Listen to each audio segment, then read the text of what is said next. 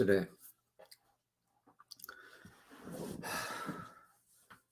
I really like it when authors and people giving speeches, talks, etc., sermons, homilies, I like it when they're prepared to be vulnerable.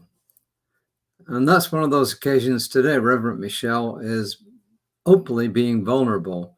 And it's not easy.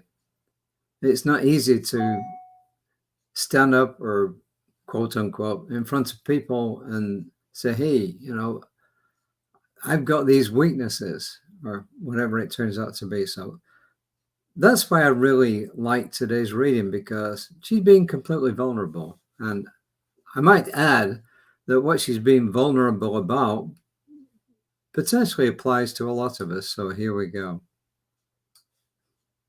First quote is from a lady called Katrina Mayer, Mayer.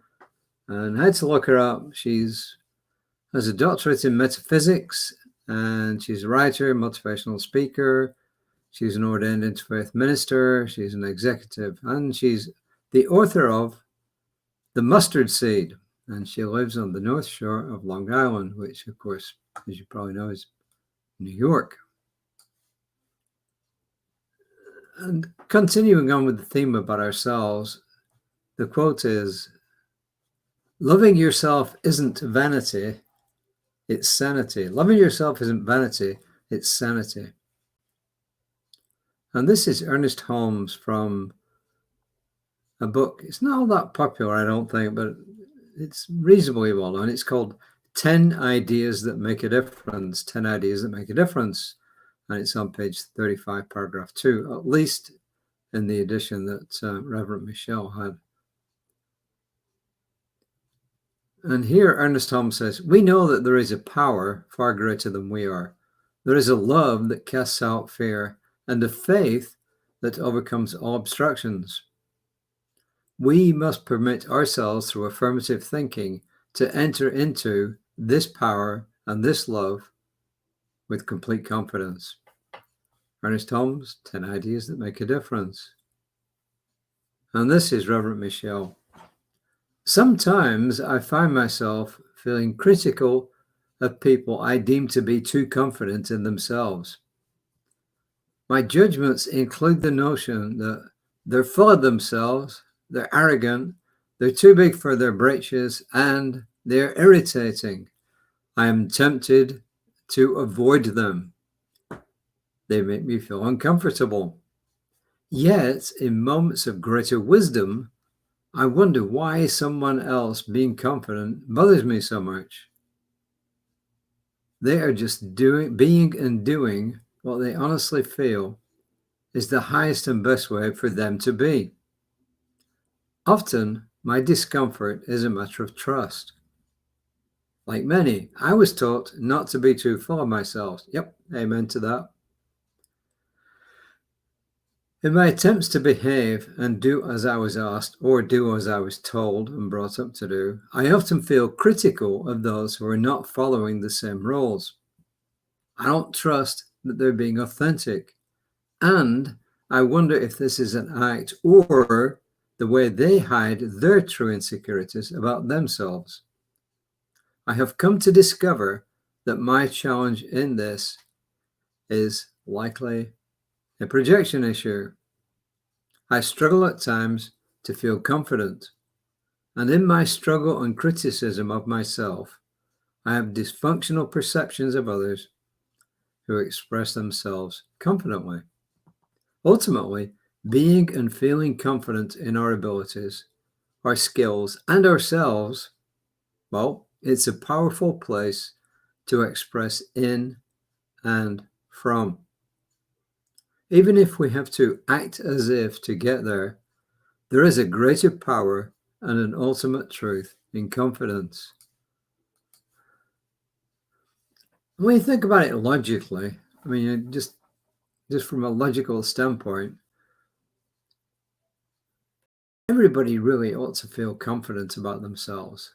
And I don't mean being a braggart and all that stuff, but just confident. And you can honestly, I have found that sometimes I can tell the difference between someone who is truly being confident about themselves and someone who is trying to project that. There seems to be a subtle difference somehow in the two. But the other side of the coin is the judgment, either of ourselves or other people, is something that we should put at one side. You know, if somebody is being, say, overly full of themselves, what it usually means is that they lack confidence, that there's something within themselves. You can see this in some politicians that when they start pointing fingers and blaming others, then if they really felt confidence about themselves, they won't do it. They won't need to do it. So, but I get what Reverend Michelle is saying, and there are characters about other people which may be true or false that annoy all of us, I think, right? And I can really relate to what Reverend Michelle's talking about because I was brought up to, my mother always felt less than other people. She always felt less than, and it kind of projected itself onto me. And I hope I've grown out of most of that. So, but I think this is an example of somebody saying, hey, look, this is an issue for me, but I know it's an issue for me. And because I know it's an issue for me, I can do something about it. So this is the main message I get here. Look inside yourself. If there are things about you that you don't like or that you don't feel are the right way to behave, then change it. Easier said than done. And once again, it all goes back to doing your work, reading good stuff, being in good company, meditating somewhat, having some quiet time, prayer time. It all comes down to this. And then as you do that, making affirmations. Her affirmation today: I embrace and live from a greater confidence in myself today and every day. I embrace and live from a greater confidence in myself today and every day. When you do that, you don't need to brag because you're confident about what you're doing and you're at home with yourself.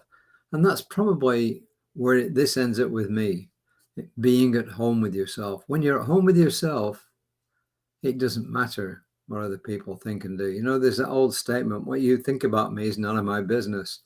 And I think I first heard that from Wayne Dyer. And I think that's kind of cool. What you think about me is none of my business. It's up to you. So anyway, those are my ramblings about today's reading. But I like this. You know, these readings they're personal, they're uplifting, and she's being vulnerable, and it helps all of us to grow when we can do that. So tomorrow, well, at Creative Life Spiritual Center, there'll be a service at 11 o'clock, and it will be on Creative Life Spiritual Center's Facebook page. Later, it will be on YouTube, and the Facebook page is a recording. My colleague, Reverend Lisa, will be here tomorrow at 9:50. Not tomorrow. She will be on Creative Life Spiritual Center's Facebook page at 9:15-ish tomorrow morning. I'll be back about 5. And I'll be back wherever you saw this, whichever medium you choose to see this on, because it's on a bunch of social media. So what am I going to do now? Well, I'm going to get changed and I'm going to go to the gym. So until next time, namaste.